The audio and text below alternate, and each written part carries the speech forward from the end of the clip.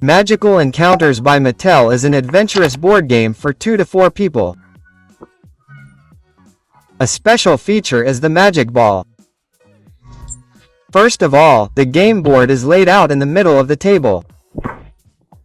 Then each player decides which hero they want to play with and places the corresponding figure on the starting field. Each player also receives an overview card.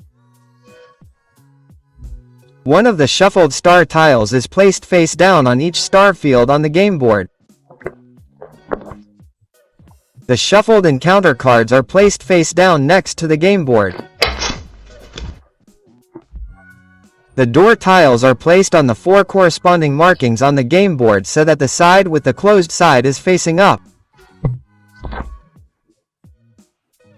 The Dragon Temple tile goes on position 0 down here, and the heart tile is placed on the number of players.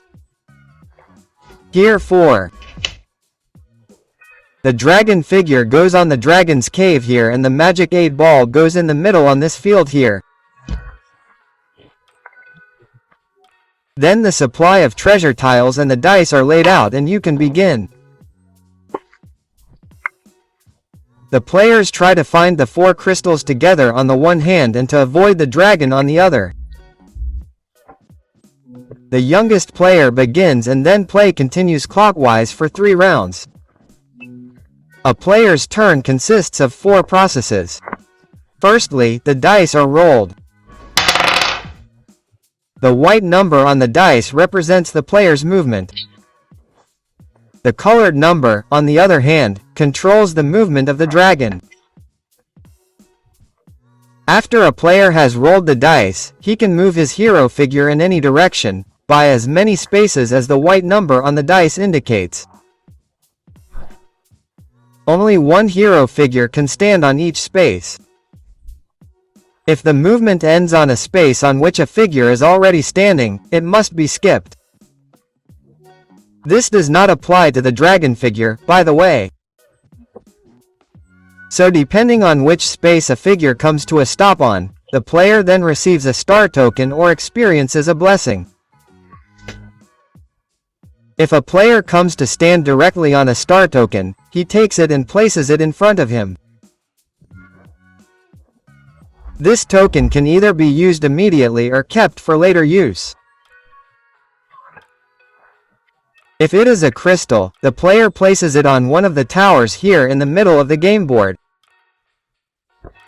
However, this also automatically increases the speed of the dragon. This means that the dragon token must be pushed forward 1 space. The functions of the various star tokens are explained in more detail later in the video. If a player lands on an encounter space like this one, his left neighbor draws the top encounter card and reads it out loud, but without showing the symbols shown on the card.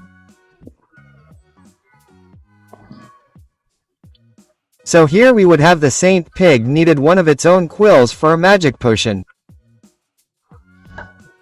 How do you get it to raise its quills? Either I put a spider on its nose or I scream and the dragon comes. First of all, the player decides on one of the 2 options mentioned. Then he asks the magic ball, will it work? To do this, he takes it, shakes it well and turns it over.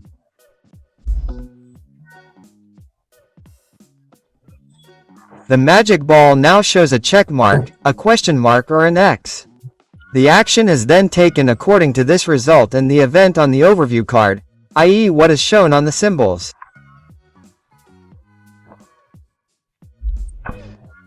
The detailed information on the various tasks is explained in more detail at the end of the video.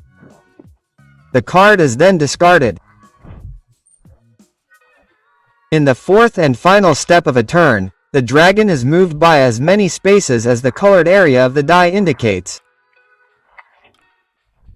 The dragon itself always moves clockwise along the path.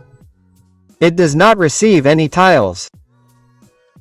During its plundering move, it passes the dragon a fork in the road, i.e. a field with a blue and yellow arrow. The color of the dice decides in which direction it continues.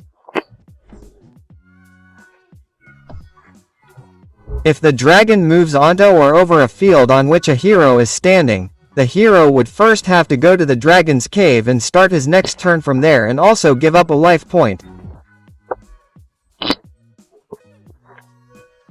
To do this, the heart token would be moved back one space. As soon as the heart token reaches the zeros, the game ends and the dragon has won. As we already know, every time a crystal is revealed, the dragon's speed increases. Every time the dragon moves, the number of steps specified here is added to its respective movement. If the heroes manage to place all 4 crystals on the towers before their life points are used up, they have won together. Otherwise, however, they are defeated by the dragon. Depending on which option of the movement cards you have chosen and the response the magic ball subsequently makes, additional movements are then carried out. Here is an overview of the possible symbols. The treasure and star tiles do not have to be used in this way. However, they can only be used once. A red border means that the tile can be used at any time. A blue border, on the other hand, indicates that the tile can only be used on your own turn. Here is an overview of the different types of tiles.